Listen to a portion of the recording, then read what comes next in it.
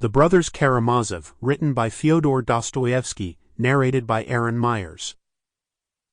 The Brothers Karamazov, written by Fyodor Dostoyevsky, narrated by Aaron Myers. Section 1 of The Brothers Karamazov. The Brothers Karamazov by Fyodor Dostoyevsky, translated by Constance Garnett. Book 1, The History of a Family. Chapter 1, Fyodor Pavlovich Karamazov.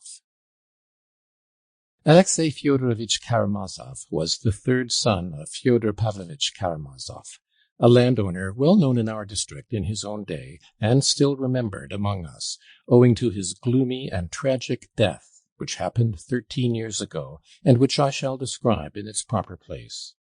For the present, I will only say that this landowner, for so we used to call him, although he hardly spent a day of his life on his own estate, was a strange type, yet one pretty frequently to be met with, a type abject and vicious, and at the same time senseless. But he was one of those senseless persons who are very well capable of looking after their worldly affairs, and apparently after nothing else. Fyodor Pavlovich, for instance, began with next to nothing. His estate was of the smallest.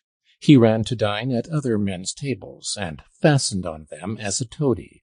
Yet at his death it appeared that he had 100,000 roubles in hard cash. At the same time, he was all his life one of the most senseless, fantastical fellows in the whole district.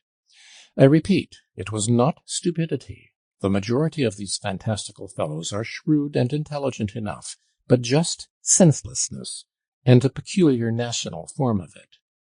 He was married twice, and had 3 sons. The eldest, Dmitri, by his first wife, and 2, Ivan and Alexei, by his second. Fyodor Pavlovich's first wife, Adalida Ivanovna, belonged to a fairly rich and distinguished noble family, also landowners in our district, the Musovs.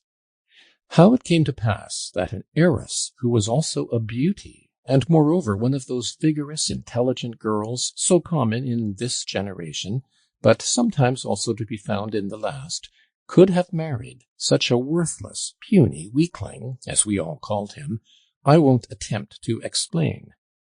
I knew a young lady of the last romantic generation who, after some years of an enigmatic passion for a gentleman, whom she might quite easily have married at any moment, invented insuperable obstacles to their union, and ended by throwing herself one stormy night into a rather deep and rapid river from a high bank, almost a precipice, and so perished, entirely to satisfy.